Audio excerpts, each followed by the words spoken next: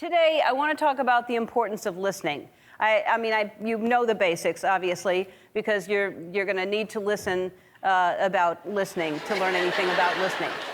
Listening is one of the most important parts of conversation. It's also the easiest because really you just have to stand there and maybe, blink or nod once in a while, that's it. You just, and that way no one can really tell if you're actually listening or if you're just thinking about like dogs that ride skateboards, in your head or something like that. But the only time that this doesn't work is if someone asks you to repeat what they just said or what their name is or any question at all, really. But then we have two options, and one is I just kiss them. I start making out with them immediately, or I'll just run. It depends on who they are, obviously. Of course, to be listening, someone has to be talking, because you can't have two people listening at the same time. That's not a conversation. That's just two people staring at each other, and that's awkward. And when things get awkward, people start talking too much. Not me. I talk when something is important, when I have to say something important. For instance, it doesn't matter what. What I was talking about was listening. Basically, every conversation needs a listener and to do the listening, and a talker to do the talking. And boots are made for walking. Hello? Hello? Hello? Is this on? Is this on now? Is this on now? Howie, you're not supposed to be here yet. Oh, they said I was on after the monologue. Did you do the monologue? I'm in the middle of it right now. Oh, I am so sorry. I'll be honest with you. I wasn't listening. No, don't laugh at that, people, because can I just say something? I believe that listening is important, and I feel bad. I hope you know the basics of listening, because you're going to need to listen about listening to learn anything about listening. Anyway. That's what I said. I was talking about listening. Oh. You were? Yeah. Yeah. Well, you know what? I'm sorry. I know I'm early, but this is the time they gave me, and I don't have a say in this. Can I just be on your show now? Yeah, let's start now. I'll go sit down. This is Howie Mandel, everybody. Yeah. Thank you. Thank you. Thank you. Are you in a bunker? Where are you? I'll show you where I'm at. I know most people don't Zoom anymore. I would love to be there with you. It's not up to me. Can I just do this? I'll just show. No, I'm just gonna let me stick my hand out the thing.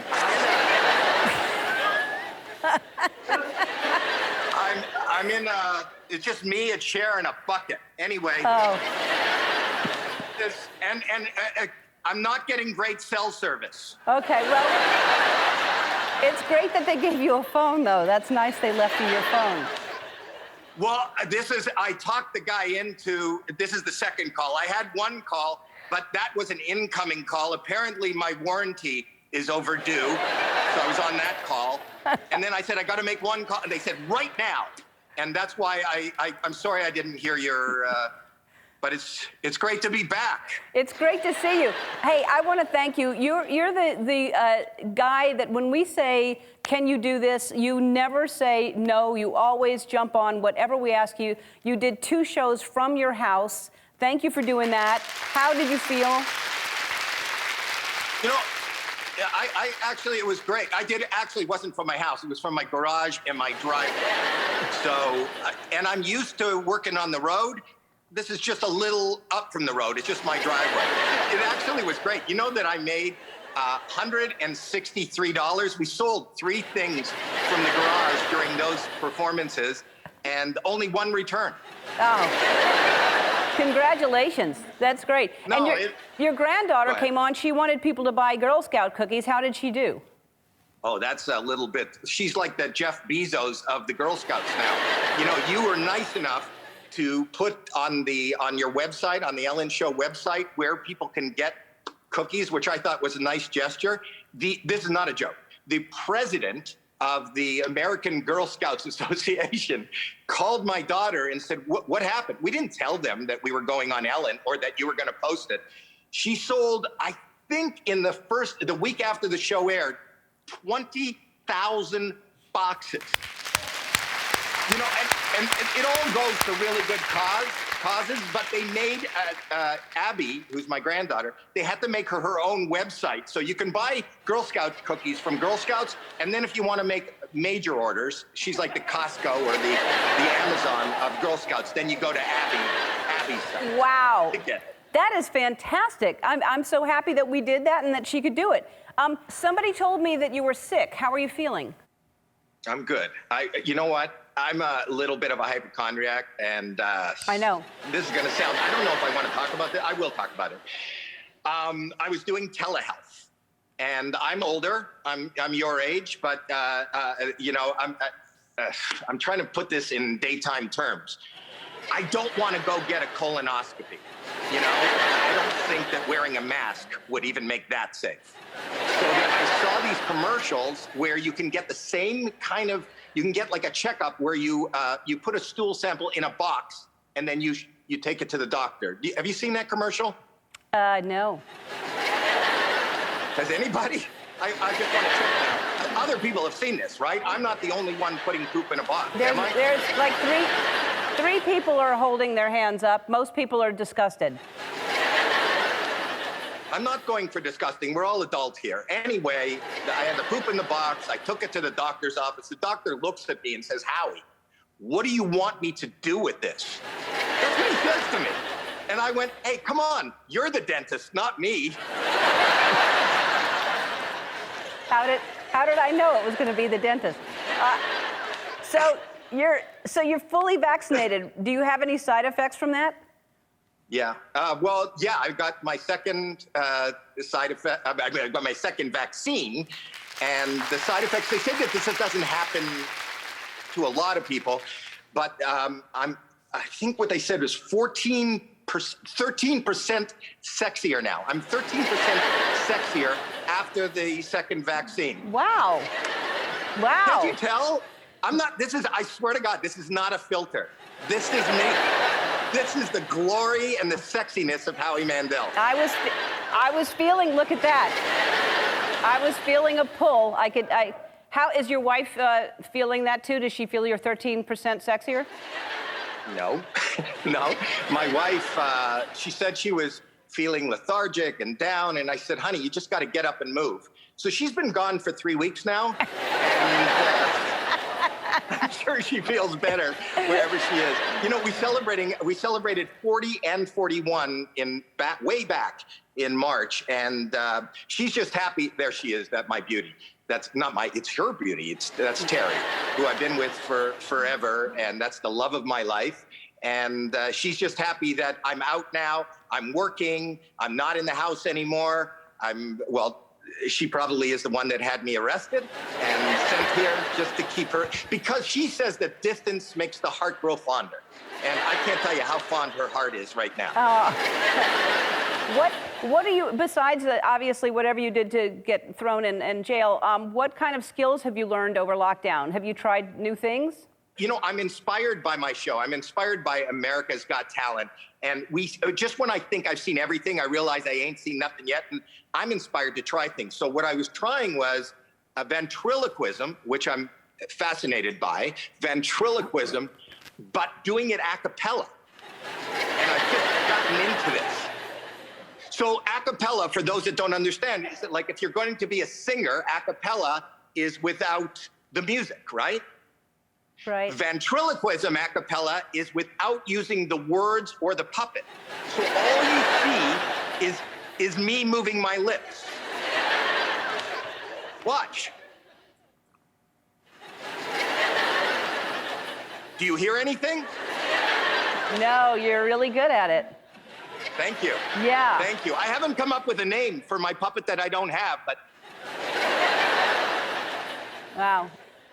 And even sexier when you're doing that. So it's. Well, that's the vaccine. That's not me. Yeah. Okay. That's the vaccine. That's all right. the side effect. Howie, we have to take a break. I have so many more questions for you. So I was going to say don't go anywhere, but you really can't. Can I talk to the warden? Can I get up? All right. We'll be right back. We're back with Howie Mandel. That was a clip from the new season of America's Got Talent. What can you tell us about the new season so far? It's so good, number one, to be back with everyone that was there before, Sophia and Heidi, and Simon is doing better than he's ever done before. He's stronger and healthier than he's ever been. Terry is back. I was so excited after this year that we all have, just to be sitting at the same table with all my friends. It's just, I think I'm driving everybody crazy because I'm just so thrilled to be in a room with other people, not like today. I love that show, and I can't wait to see it, and I love all of you together. And you have a new podcast, and what is that? What's the podcast about? Well, I love AGT. Everybody's got to watch AGT. The podcast I'm doing with my daughter, it's called Howie Mandel Does Stuff. My daughter is Jackelyn Shultz, who was on your show when I was hosting, and we do everything from prank calls to my daughter signed my son up without him knowing to dating sites. She's trying to get him dates. I apply for jobs. I said prank calls, challenges. I talk to my friends on the line, everything from seances to pranks. It's just stuff with me and my daughter. And your daughter, you say, is just as neurotic as you are. She is. I think she's more. You know how they say the apple doesn't fall far from the tree? Yes. It's still, it hasn't even left the branch. It is, she's, I'm not thrilled about this. You want the best for your children, but she's even more neurotic than me.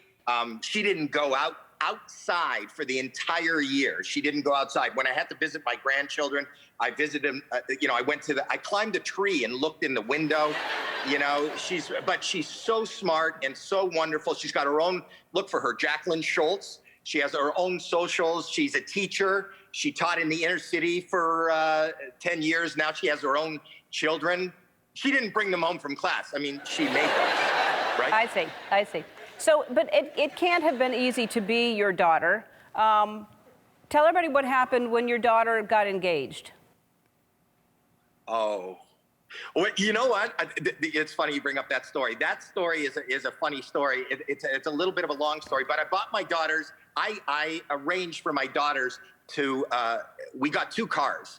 They got cars and little white cars. And my younger daughter. This is going to make sense in a minute. My younger daughter calls me one day crying, saying that somebody stole her car. So I called the police and I gave them the description of the car, and it was reported stolen, and they were looking for the car. 2 days later, my younger daughter calls me back and she goes, "Never mind, Dad, I found the car. I forgot I parked it at the mall." So it wasn't stolen. That's the setup. I never called the cops to tell them that they found my daughter's car. Not only did I not tell them that they found my daughter's car, but the 2 daughters had the exact same car, just different license plates. I had given the wrong license plate and reported that stolen.